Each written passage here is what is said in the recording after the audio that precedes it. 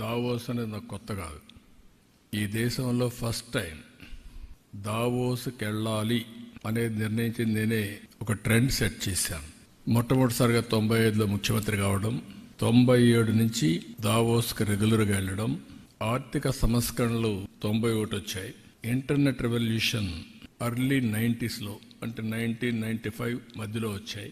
అక్కడి నుంచి 97 నుంచి నేను 95 ముఖ్యమంత్రి అవుతానే దావోస్కి వెళ్ళడం మొదలుపెట్టాను. అయితే నేను దావోస్కి పోయినప్పుడు చాలా ఇబ్బందులు ఉండేవి మాకు.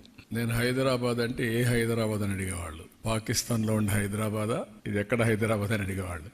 నన్ను గురించి నేను ఇంట్రడక్షన్ చెప్పుకునేవాడిని, లేదు నేను హైదరాబాద్ నుంచి వచ్చానని. హైదరాబాద్కి రావాలంటే మీరు ఎక్కడి నుంచి రావాలని అడిగేవాళ్ళు.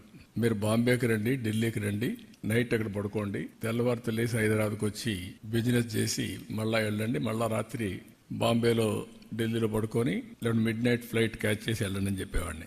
అయితే మేము అక్కడే ఇన్వెస్ట్మెంట్ పెట్టచ్చు కదా, మీ ప్లేస్కి ఎందుకు రావాలనేవాళ్ళు. That was the beginning.